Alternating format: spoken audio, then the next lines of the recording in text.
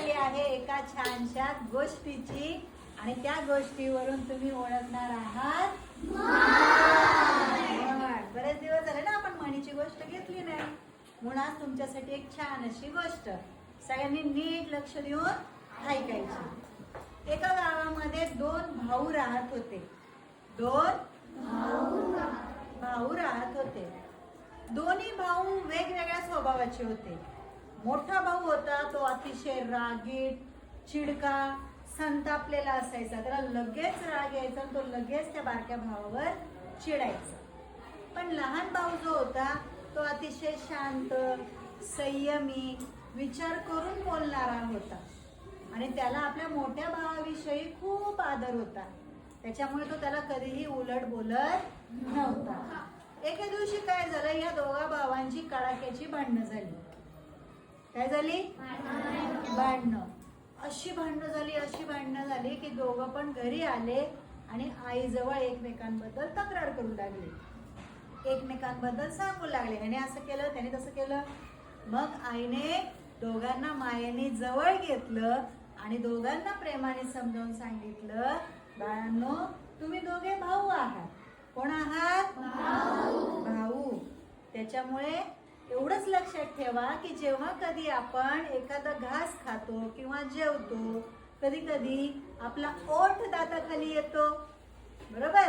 कधी कधी जीभ दाताखाली येते, म्हणून आपण दात उपटून टाकतो का? नाही, कारण ते एकमेकांच्या जवळ असल्यामुळे एकमेकांना लागू शकतात, बरोबर?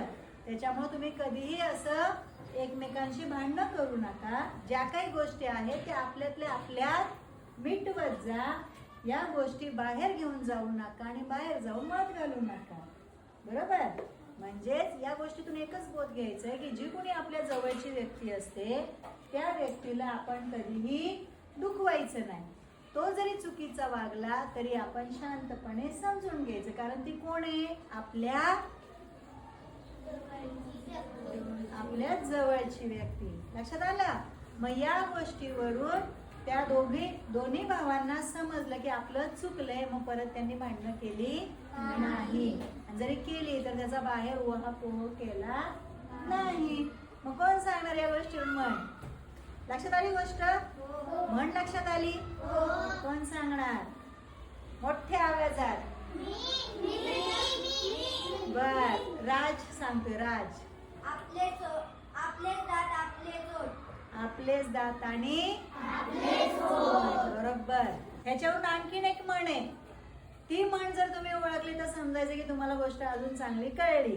कोणती म्हण आहे? विचार करा जरा. चला, आपलेच दात आणि आपलेच ओठ. आणखीन एक म्हण आहे. ती म्हण कोणती? ती शोधायची आणि मला पटकन सांगायची. वेळ देऊ तुम्हाला 1 मिनिट? ठीक आहे. हे सगळे विचार करताय तोवर तुम्ही ही म्हण कोणती आहे ती ओळखायची आणि कमेंट करून सांगायची. ठीक आहे? छान.